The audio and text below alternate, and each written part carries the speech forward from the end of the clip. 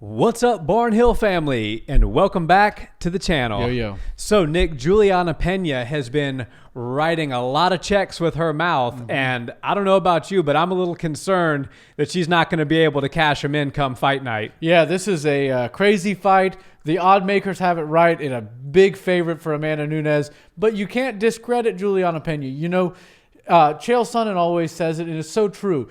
If there's a job open and nobody's there to, fight you for the job, you're going to get the job. Yeah. It seems to me these days that at 135 in particular, nobody wants to fight Amanda Nunes. So the loudest person in the room also happens to be the only person in the room raising their hand and asking for the fight. Julianna Peña, in my opinion, is not going to be one of the most difficult matchups for Amanda Nunes.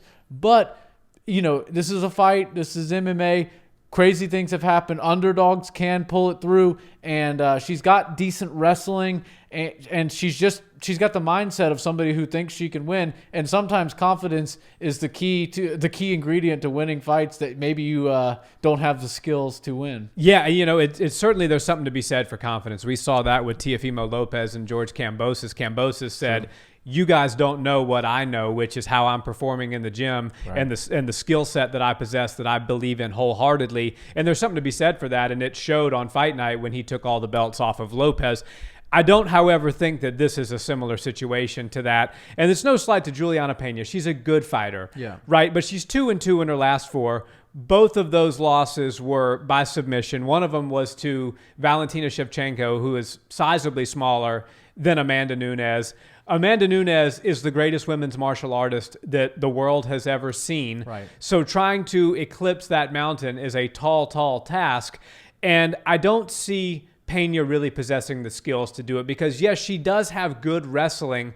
But what happened? You've been submitted in 2 of your last 4 fights. Do you really want to go to the ground with the Lioness? Yeah. I mean, she's just as deadly there as she is on the feet. She could submit you very easily. Her Brazilian jiu-jitsu is top-notch, and she's training with some of the best jiu-jitsu fighters, men and women, that American Top Team has to offer. So I'm not sure that the ground offers Peña any safe haven either. Yeah. So for me, this is one of those situations where I think that, yes, there's certain divisions like middleweight right now where you have Israel Adesanya. He's cleared out most of the division, and now he's going back through them again. And if somebody pops up that's never fought the champion, then, okay, now they make a case for themselves. Even Darren Till has not done so great as late, but people want to see Darren Till versus Adesanya just because it's something new. Same thing here with Peña. Unfortunately for her, though, I think the skill set is going to be too far or too wide of a gap for her to overcome. Yeah, confidence can only take you so far. And I've been watching. I know her skills from her last fights, but also, you're watching the countdowns, you're watching the embedded, you're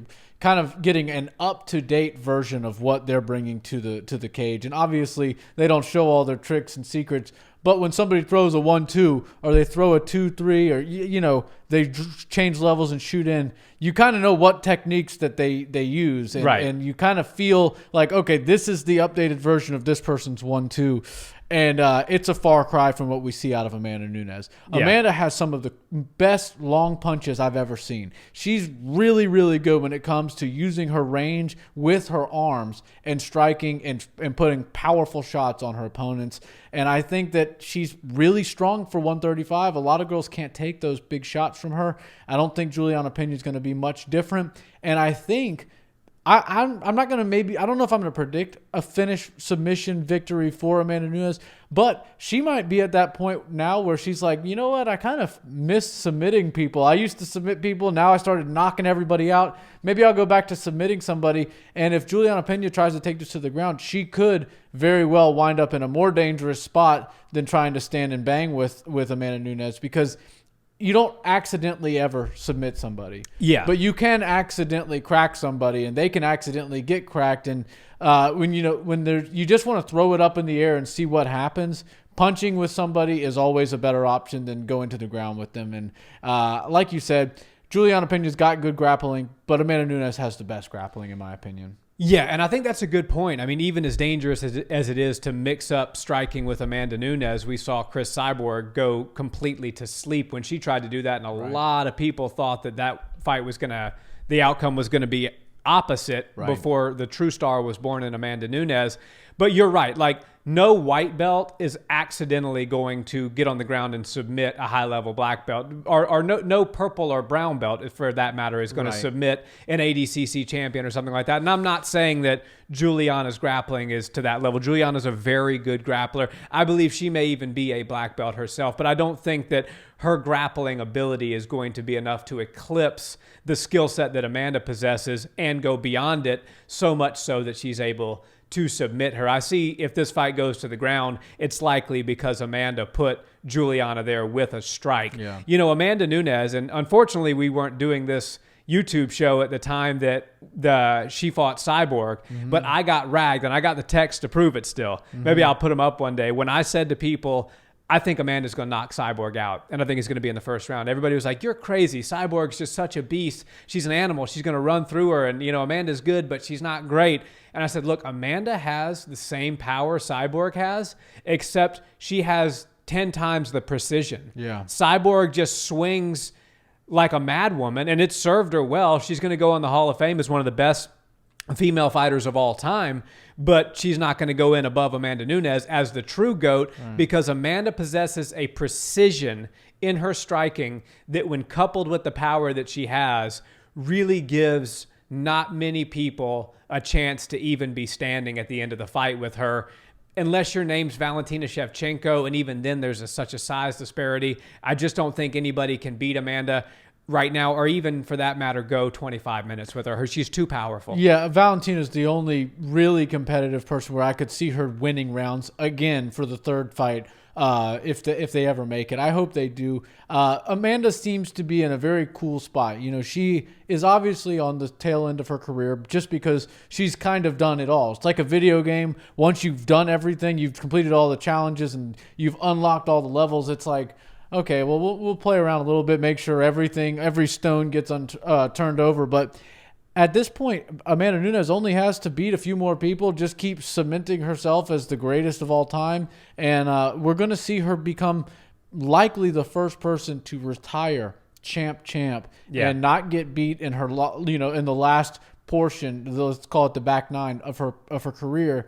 And that's something really impressive, because when you can retire at the top of the game, it's one of the most rare things you can do. Habib did it, and people thought that he left a little on the table. But I feel like if Amanda defends her belt, one or two more times at 135, one or two more times at 45, and seals it off with one more fight against Valentina Shevchenko, because neither of them were the stars that they are now when they fought the first two times.